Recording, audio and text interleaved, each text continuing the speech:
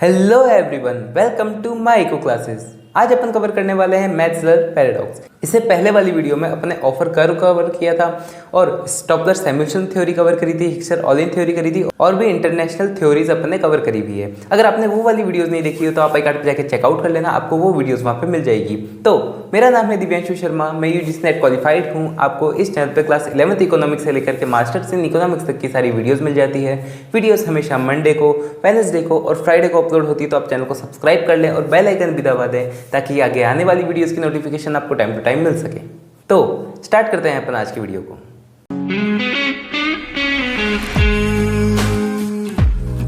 Start करते हैं अपन मैथ्सलर paradox से।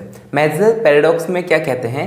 मैथ्सलर पैराडॉक्स समझने से पहले आपको ये चीज़ समझना होगा कि ए कंट्री होती है और एक बी कंट्री होती है। ठीक है, इतने टाइम से अपन दो ही कंट्री लेते हुए आ रहे हैं। अब इसके अंदर दो टाइप के फैक्टर्स होते हैं, एक होता है अबंडेंट फैक्टर, एक होता है स्केयर फैक्टर। एक होता है अबंडेंट फैक्टर और एक होता है स्केयर फैक्टर। दोनों कंट्री में ऐसे दोनों चीज़ें होती है। एक में लेबर अबंडेंट हो सकता है और कैपिटल स्केयर हो सकता है, एक में कैपिटल अबंडेंट हो सकता है और लेबर स्केयर हो सकता है। ऐसे दोनों चीज़ें चलती है। अब इसके अंदर ये क्या बोलता है, जैसे कोई भी कंट्री अपना अबंडेंट फैक्टर एक्सपोर्ट करती है और इंपोर्ट कौन सा करती है? स्केयर फैक्टर इंपोर्ट करती है। अब जब भी टैक्स लगता है, सैमुएल्सन थ्योरी में, स्टॉपलर सैमुएल्सन थ्योरी में क्या कहा जाता है कि जब भी अपन टैक्स इंपोज करते हैं, यानी कोई भी अपन कंट्री के अंदर कोई भी गुड्स आ रहे हैं, जब उस पर टैक्स लगाते हैं तो उससे क्या होगा, जो अपने स्केयर फैक्टर है उनको प्रॉफिट होगा। मतलब जो बाहर से आने वाली चीज़ है वो महंगी हो जाएगी और जो कंट्री के अंदर जो चीज़ें मिलती है, जो स्केयर में है, उसकी डिमांड बढ़ जाएगी और उससे क्या होगा, स्केयर वाले जो भी फैक्टर्स होंगे उसको फायदा होगा और अपनी कंट्री के अंदर स्केयर फैक्टर को बढ़ावा मिलेगा और वो ज़्यादा बढ़ेगी। ये ऐसे स्टॉपलर सैमुएल्सन कहते थे। तो इसलिए अपन को ये एक बार स्टॉपलर सैमुएल्सन वाली थ्योरी ध्यान रखनी जरूरी थी। तो अपन ने देख लिया स्टॉपलर सैमुएल्सन क्या कहता था।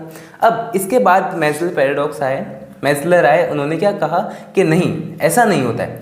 इसके अंदर बात आ जाती है टर्म्स ऑफ ट्रेड की। क्या एक ही बात आ जाती है?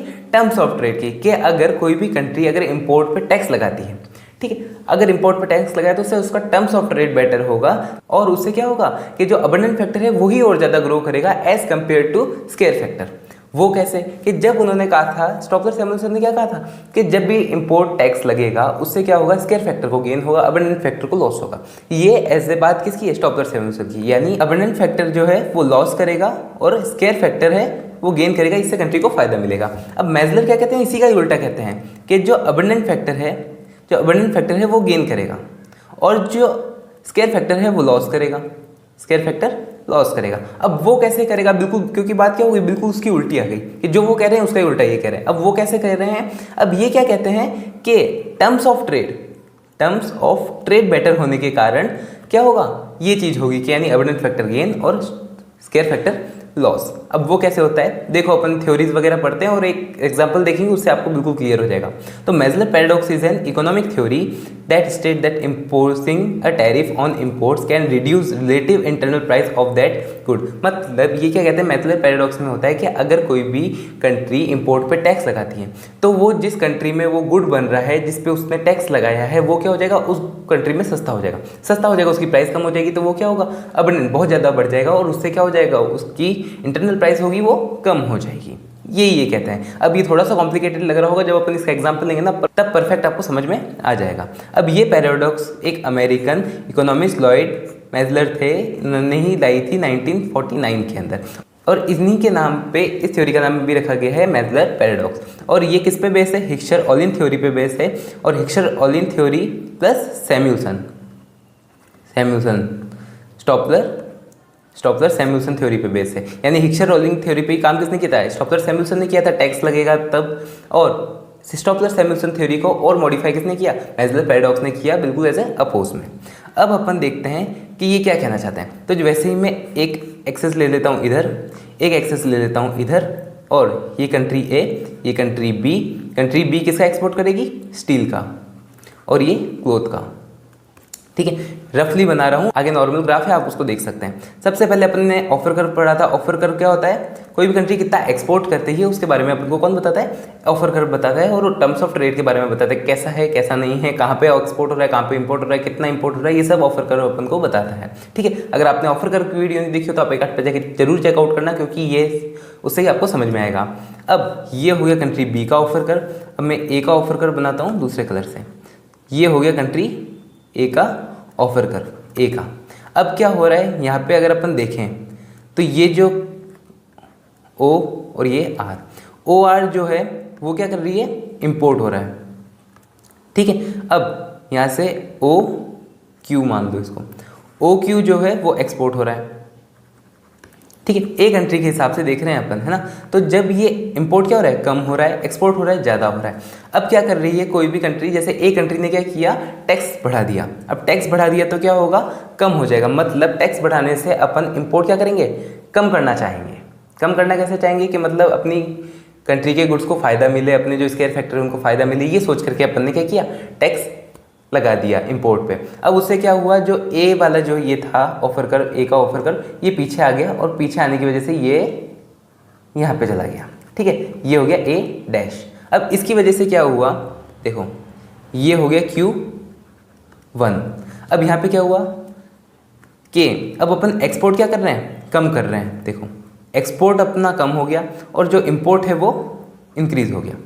अब ये कैसे हुआ, कैसे नहीं हुआ, इससे फ़ायदा कैसे मिल रहा है, और इसी चीज़ से स्केयर फैक्टर अपना लॉस कैसे कर रहा है, वो चीज़ अपन को देखनी है। अब यहाँ पे क्या हो रहा है, एक एग्जांपल लेते हैं। तो सबसे पहले अपन देखते हैं कि ए कंट्री है कोई, ए कंट्री क्या कर रही है, ए को क्या करना है, अपने स्केयर फैक्टर को फ़ायदा दिलाना है। अब ये सोच करके वो क्या कर रही है, टैक्स इम्पोज कर रही है और उसका ए का ऑफर कर यहाँ से पीछे चला गया। अब पीछे जाने की वजह से क्या हुआ कि क्वांटिटी तो वो कम एक्सपोर्ट कर रहे हैं और ले कितने रहे, ज़्यादा रहे। अब ये कारण क्या है, कारण ऐसा है कि जैसे जब भी एक कंट्री ने सोचा कि हम एक कंट्री के स्केयर फैक्टर को क्या करें, बचाएं। अब वो बचाने के लिए जैसे उन्होंने टैक्स इम्पोज किया, टैक्स इम्पोज करने के कारण जो बी कंट्री है, बी कंट्री के पास वो जो एक्सपोर्ट कर रहे थे गुड्स, वो क्या हो गए, बहुत सारी क्वांटिटी में हो गए। अब बहुत सारी क्वांटिटी में होने के कारण क्या हुआ कि उन्होंने सोचा कि यार अब अपन को अपना दबदबा वहाँ पे बनाना ही पड़ेगा। दबदबा मतलब जो मार्केट शेयर अपन वहाँ पे ले रहे थे वो अपन को मार्केट शेयर लेना नहीं चाहिए। तो अब वो मार्केट शेयर लेने के लिए वो क्या करेंगे, अपने गुड्स की प्राइस कम करेंगे। यानी जैसे वो स्टील 100 स्टील मान लो 100 टन स्टील एक कंट्री के अंदर बेच रहे थे। अब टैक्स इम्पोज होने के कारण इसकी प्राइस बढ़ गई। अब प्राइस बढ़ने के कारण ये नहीं बेच पा रहे, इतना बहुत कम बिक रहा है, क्योंकि जो एक कंट्री के अंदर जो स्टील मिल रही थी वो ज़्यादा फायदेमंद लेना। अब क्या हो रहा है, इनके पास बहुत सारी स्टील इकट्ठी हो गई, तो इन्होंने क्या किया, उस स्टील की प्राइस डिक्रीज कर दी और वापस एक कंट्री में बेचने लगे। अब एक कंट्री में बेचने लग गए तो क्या हुआ, प्राइस कम हो गई। तो जो भी कंज्यूमर्स है वो वापस किसकी डिमांड करने लग गए, इंपोर्टेड स्टील की डिमांड करने लग गए। इंपोर्टेड स्टील की जैसे डिमांड करने लगे वैसे ही जो स्केयर सेक्टर है उसको वापस लॉस हुआ। जो स्टील का था एक कंट्री के अंदर उसको वापस लॉस हुआ, और लॉस होने के कारण जो उसके कैपिटल था, लेबर था, वो वापस किस में शिफ्ट हो गए, वो शिफ्ट हो गए एक कंट्री के अबंडेंट फैक्टर में, यानी क्लॉथ इंडस्ट्री में। और क्लॉथ इंडस्ट्री में शिफ्ट हो गए तो क्लॉथ की प्राइस बढ़ी। प्राइस बढ़ते ही अब जब वो क्लॉथ एक्सपोर्ट करेंगे तो वो क्या करेंगे, कम एक्सपोर्ट करेंगे, और स्टील क्या ले पाएंगे, ज़्यादा ले पाएंगे। तो इस वजह से क्या हुआ, क्लॉथ का एक्सपोर्ट कम हो गया और स्टील का जो इम्पोर्ट है वो बढ़ गया। तो यही चीज़ बताता है मैज़लर पैराडॉक्स कि जब भी इंपोर्ट टैक्स लगेगा, ठीक है, इंपोर्ट टैक्स लगने के कारण जो अबंडेंट फैक्टर है अपनी कंट्री के, ए के अबंडेंट फैक्टर गेन करेंगे और ए कंट्री के जो स्केयर फैक्टर होंगे वो लॉस करेंगे। क्यों, क्योंकि टैक्स लगने के कारण वहाँ पे ज़्यादा वो चीज़ हो गई, यानी स्टील बी कंट्री में ज़्यादा रह गया और उसने क्या किया, प्राइस कम करके यहाँ पे बेचने लग गया। तो वही मार्केट शेयर तो उसने बराबर इकट्ठा किया, बट जो लॉस किसका हुआ, एक कंट्री के स्केयर फैक्टर को वापस लॉस हो गया। तो जो भी टैक्स लगाने का काम था बस उससे क्या हुआ, टर्म्स ऑफ ट्रेड बेटर हुआ। यानी पहले अपन ज़्यादा क्वांटिटी में कम क्वांटिटी ले रहे थे, अब अपन कम क्वांटिटी दे के ज़्यादा क्वांटिटी ले रहे हैं। ठीक है, तो ये चीज़ only terms of trade better हुई, बट जो नुकसान हो रहा था अबंडेंट फैक्टर को गेन हो रहा था वो तो अभी भी गेन हो रहा है। अब स्केयर फैक्टर को जो लॉस हो रहा था वो अभी भी लॉस हो रहा है, बट क्या हुआ, सिर्फ टर्म्स ऑफ ट्रेड बेटर हो गया। यही ये चीज़ बताना चाहती है। और इसका एग्जाम्पल ये देखो, ये चीज़ है, यही पूरा फैक्टर है। अगर अपन ऐसे भी ले सकते हैं, यहाँ पे एक अपन एंगल बनाए तो यहाँ का एंगल अपन x माने और दूसरा एंगल जो था ये x बार माने। तो मतलब अपने जैसे ही टैक्स लगाया, टैक्स की वजह से A1 बना, A1 बनने की वजह से जो भी अपना एंगल था वो बड़ा हो गया, और एंगल बड़ा होने का मतलब क्या है, टर्म्स ऑफ ट्रेड बेटर हो गया। ठीक है, तो मतलब इंपोर्ट टैक्स से only terms of trade better होगा और अबंडेंट फैक्टर गेन करेगा और स्केयर फैक्टर लॉस करेगा। यही मैज़लर पैराडॉक्स बोलना चाहते हैं, जो कि बिल्कुल क्या था, उल्टा था। किससे, स्टॉपलर-सैमुअल्सन थ्योरी से।